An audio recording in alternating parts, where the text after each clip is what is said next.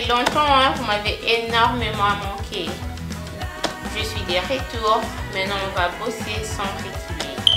Vous êtes sans ignorer que le monde a subi sa zone de turbulence énorme avec ces fameuses pandémies de coronavirus. Mais Dieu nous a fait grâce, on est là. Pour tous ceux qui ont perdu leurs êtres chers pendant ces moments de pandémie, je vous présente mes très sincères condoléances.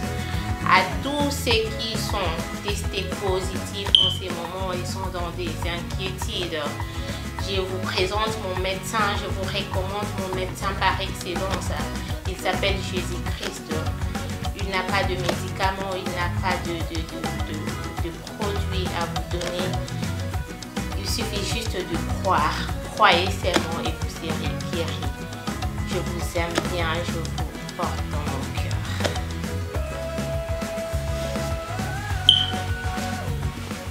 Aujourd'hui, nous allons parler d'un mot qui envoie de la disparition.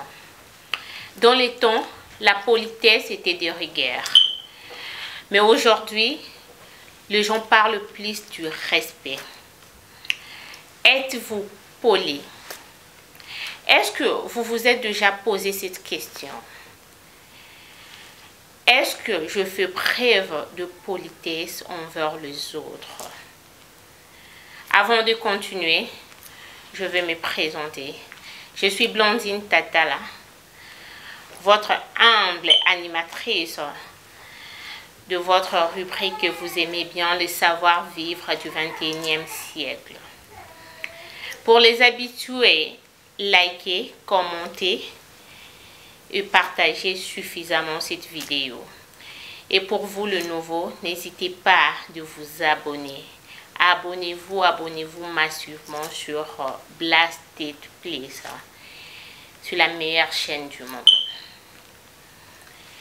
Et pour entrer dans la vif du sujet, j'aimerais que nous définissions ensemble ces mots politesse.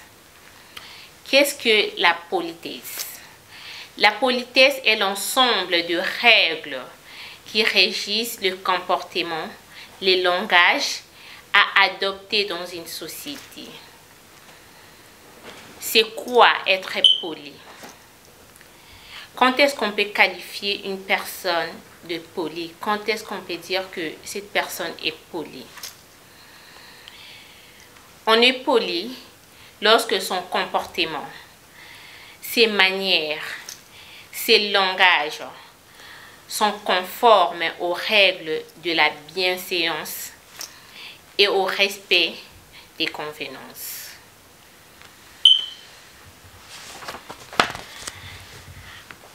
À quoi cela sert-il d'être poli? Est-ce que c'est important d'être poli? Ça sert à quoi d'être poli?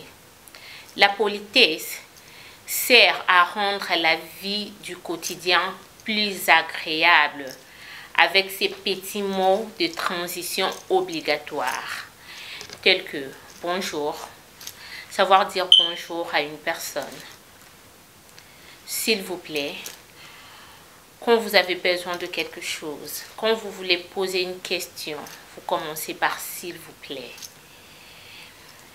Merci, pardon, au revoir, bienvenue. Ces petits mots, des transitions qui sont obligatoires pour une personne polie. Et ça rend la vie agréable, ça rend la vie paisible. Quel est l'antonyme du mot poli? Est-ce que ce mot poli a aussi son contraire? Oui. Le contraire du mot poli, c'est-à-dire quoi? Quand vous n'êtes pas poli, comment est-ce qu'on peut vous qualifier? Quand vous n'êtes pas poli, c'est son contraire qui vous caractérise. Donc, vous êtes irrespectueux. Quand vous n'êtes pas poli, vous êtes irrespectueux. Quand vous n'êtes pas poli, vous êtes malhonnête. Quand vous n'êtes pas poli, vous êtes incorrect. Quand vous n'êtes pas poli, vous êtes impoli. Imaginez-vous un peu que vous soyez impoli. Et pour finir, nous allons faire un petit jet. Un petit jet de rien du tout. Je vais vous poser quelques questions. Et vous allez répondre par oui ou non. L'objectif, c'est d'avoir un maximum de oui. 90% à peu près. Sinon, cela voudrait dire qu'il y a des efforts à faire et qu'il va falloir travailler sur soi-même. Et voilà, on va commencer. La première question. Vous êtes papa à la maison. Je dis vous êtes papa à la maison.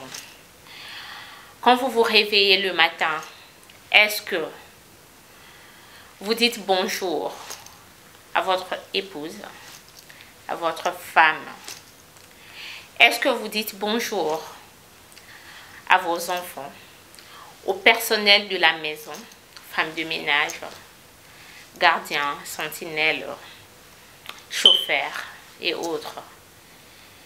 Ou vous attendez tout simplement que ces derniers viennent vous saluer parce que vous êtes chef? Est-ce que vous dites bonjour? Deuxième question. Lorsque vous avez besoin d'une information chez une personne, vous utilisez la formule bonjour, s'il vous plaît, merci. Est-ce que vous le faites? Troisième question. Lorsque quelqu'un vous a rendu service, au lieu de lui faire un message de remerciement et tout, est-ce que vous prenez la peine d'appeler cette personne et lui dire de vive voix que vous aviez apprécié son geste, vous aviez apprécié l'acte qu'elle a posé? Est-ce que vous le faites? Quatrième question. Avez-vous l'habitude de vous excuser lorsque vous êtes en retard ou alors pour vous, c'est tout à fait normal, c'est normal d'être en retard? Cinquième question. Êtes-vous ponctuel? Êtes-vous ponctuel?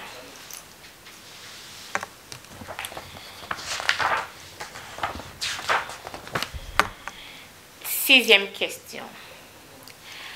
Lorsque vous tendez la main à une personne, donc lorsque vous saluez une personne avec votre main, est-ce que vous prenez la peine de regarder en face? Vous prenez la peine de regarder cette personne dans les yeux? Est-ce que vous le faites? Septième question. Quand tu obtiens le numéro d'une personne par n'importe quelle voie, par une amie, un membre de la famille et autres, est-ce que vous prenez soin d'écrire à cette personne et d'attendre son feedback avant de lancer un appel? Et je dis ceci. Quand vous obtenez le numéro d'une personne par n'importe quelle voie, est-ce que vous prenez soin d'écrire à cette personne et attendre à ce que cette personne vous réponde avant de lancer un appel? Huitième question. Après 22 heures, il n'y a que des intimes qui s'appellent et parfois les appels urgents en cas de maladie, accident et autres. Mais toi, tu appelles pour dire bonjour à 22 heures. et savoir la situation familiale à 22h, à 23h, à minuit et même à 1h du matin. Es-tu poli? Es-tu poli? Est-ce que tu l'as fait? Tu appelles après 22h? Vous avez répondu à toutes les questions, n'est-ce pas? Alors, poli ou pas? Es-tu poli ou impoli? N'hésitez pas de laisser vos commentaires, vos avis, vos impressions. Et moi, je vous conseille d'être poli. C'est une qualité. Et sachez que vous portez l'image de vos parents sur vous. Et votre famille, vous êtes ambassadeur, vous êtes ambassadrice de votre famille partout où vous êtes. Donc, soyez polis. Likez, partagez, abonnez-vous sur Blast Please. Je vous aime et je vous dis au revoir.